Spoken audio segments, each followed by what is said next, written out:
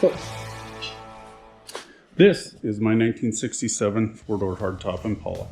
She's not in the best condition. She's had a rough life. She spent a lot of years in a field in North Dakota. Thankfully, we got some air in one of the tires here. You can see she's got the natural patina built in.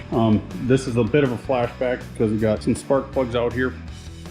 She's got some patina. She's touched a couple of things in her lifetime and been touched back, and it's left some scars, but some of this is just natural wear and tear from sitting in the sun and the rain.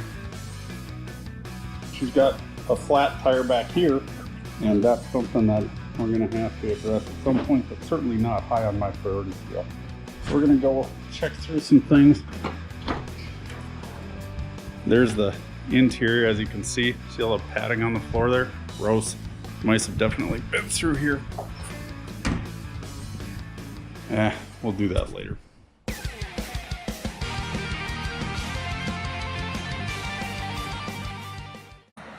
So we're picking things back up where we left off last time. I had taken out the ignition coil on it. We checked it, found it didn't work, and I did buy a different one. We're going to check that here in a little bit, and I will get that on camera. So with it, I've been in here a number of times doing various things, but one of the things that I'm finding is that I'm really getting itchy when I touch this. And every time I touch this headliner, mouse shit falls out of here. So we're going to want to take this down. I looked this up. This is a part that you can get. The mice have obviously been up in here and partied quite a bit and had their way with it. With that, I think this could be looking better, much less not raining down on me. I did buy a shop vac to be able to deal with some of this, so we'll be able to clean that out.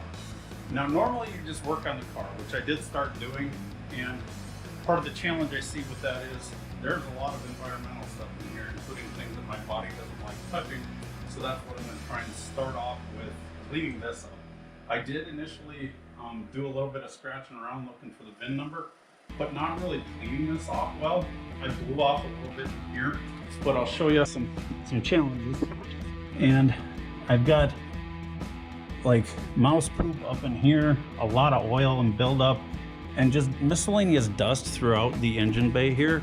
And I want to be able to clean this up enough that it is cleaner to work in and just less of a hazard to work in. And then because of some of the videos that I've watched, I realized that our valve cover in here, we're probably going to want to pull that off and get a look at the valves under there and see if they're sticking.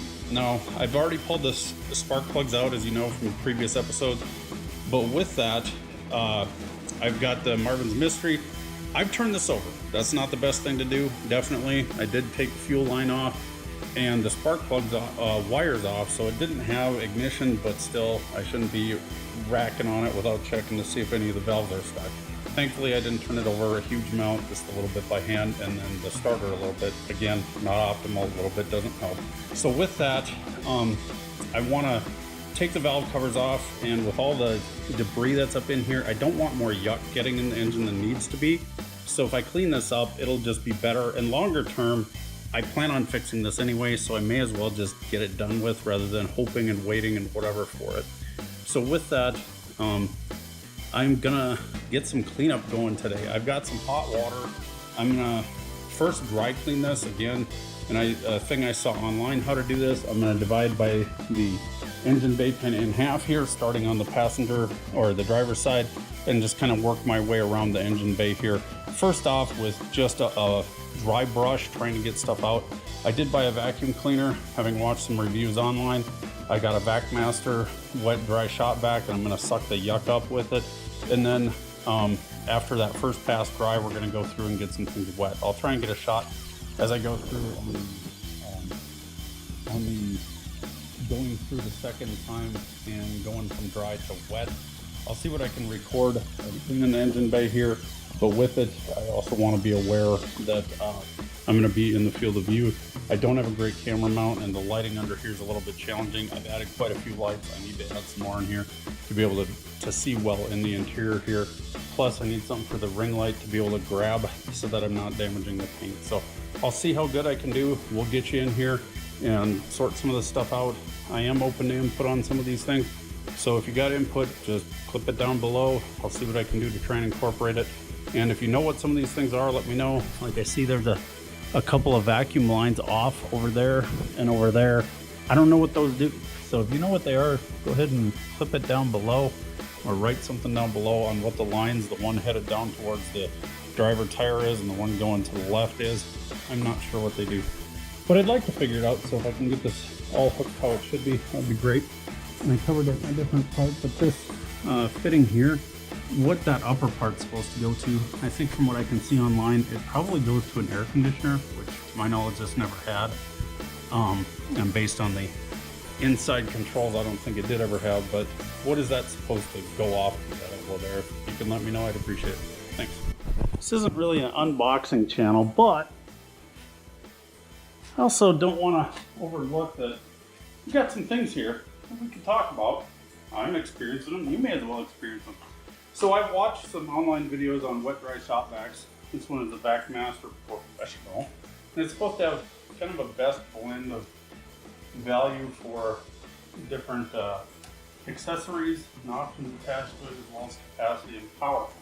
And based on that review, I went ahead and purchased one. I used to have a Black & Decker type one, and it burned out. And I'll admit I wasn't the kindest with the PM for it, but either way, now I need a new shop vac. We're going to be using this in the car, and this one has a nice accessory for being able to get into tight cracks.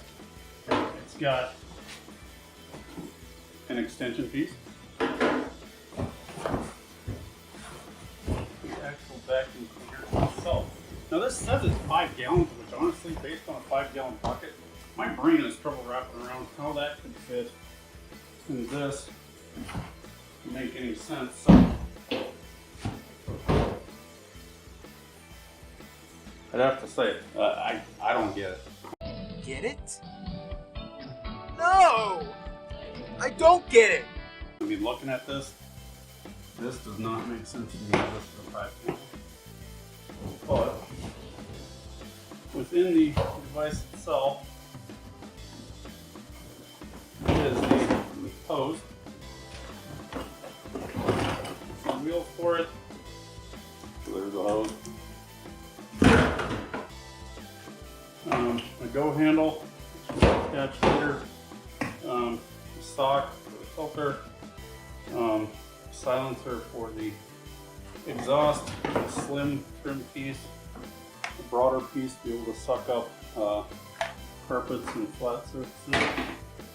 So kind of what I expected with it, except I just don't see how this can fit 5 gallons. That makes no sense. I mean, literally, it says 5 gallon. It says 5.5 peak horsepower, which makes me wonder if this is more like a 1 horsepower, 1 gallon. I guess that'd be no more than a gallon can fit in this, but my head cannot wrap around the 5 gallon bucket capacity dumping into this thing and it holding it. So we'll have to see how that works. We'll get this all hooked up. I'm gonna try it out because at the end of the day I need something, and the reviews on this were pretty good for the value piece. So we'll see how this goes. I'll turn this back on here in a minute. All right, we got you in here, and you can see how we're going to be dealing with some grime here. Let's see what we can do. One of the things I want to point out here, and I find it fascinating, I don't know how mice think, but like, look at this. They didn't chew any of this. This is gone a little bit, but they didn't actually chew the wires. There's mouse poop up in here. But amazingly, they really didn't do that much damage where I think they would have. Now, one of the other things I've noted is that this is painted black, and the car is actually a shade of blue, and we'll get to bring that back to life a little bit. I think when I repaint this, I'm gonna paint it the original black, but yeah, it's gonna be loud, so there won't be a lot of talking in this, but we'll see what we can do. And I'm starting to see that there is a tube missing going to the reservoir for the windshield washer, so I'm guessing that's what is at least one of these. And then this may actually go up here and be a splitter for the windshield maybe. So I may have solved at least one of my own mysteries here. That's good. And now to figure out how to get what I think is the inlet line just flat out missing, I'll probably just have to replace it back to the water pump. So with that, I'm gonna put this on time lapse and we'll see what we can do.